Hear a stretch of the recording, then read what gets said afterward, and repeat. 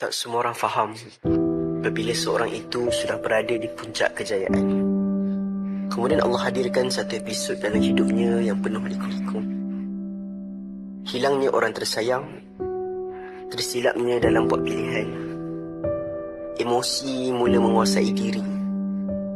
Semua ini menyebabkan diri ini tak mampu berfungsi seperti dahulu lagi. Rasa seperti tiada jalan keluar. Well, you know what? Para sahabat juga pernah lalui perjalanan yang sama. Selepas kemenangan di Perang Badar, umat Islam menanggung kekalahan di medan Uhud. Kekalahan ini disebabkan kesilapan membuat pilihan, membiarkan emosi menguasai diri.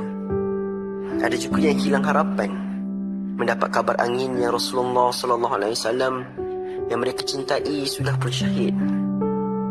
Semua ini telah menghilangkan erti untuk meneruskan perjuangan. Stuck in depression. Then down came this ayah. Wala tahinu wala tahsanu, ila akhir ayat. Maksudnya, dan janganlah kamu merasa lemah dan jangan pula kamu bersedih hati. Sebab kamulah yang paling tinggi darjatnya jika kamu orang yang beriman. Ayat ini bukan satu larangan untuk kita merasa sedih, untuk kita merasa lemah. Ayat ini satu galakan supaya jangan biarkan perasaan lemah, jangan biarkan perasaan sedih menguasai diri kita dalam membuat pilihan. Turunnya ayat ini sebagai penenang hati, memaksa diri untuk melemparkan rasa kehilangan, keyakinan dan motivasi.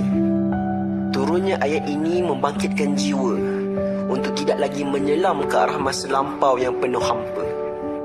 Masa lampau yang tak mampu diubah sesiapa. Turunnya ayat ini memegang pipi di muka dan dihalakan untuk melihat yang sepatutnya, mengembalikan tumpuan bahawa sebenarnya mampu mengharungi situasi yang kelihatan seperti tiada harapan. Hanya dengan satu cara, dengan memegang teguh pada iman dan keyakinan pada Yang Maha Esa. Berpegang teguh dan berterusan, istiqamah dengan nilai-nilai ini akan membawa kepada kejayaan yang hakiki.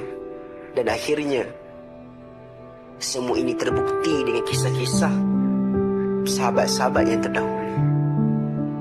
Hanya daripada ayat ini, seseorang itu akan belajar sungguh mahal nilai iman dan istiqamah.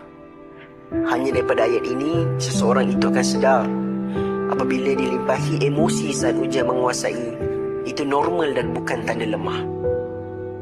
Hanya daripada ayat ini, walaupun seseorang itu lepas menghadapi satu kegagalan ataupun dalam satu situasi yang paling gelap dalam hidupnya, seseorang itu pasti yakin akan ada jalan untuk bangkit kembali.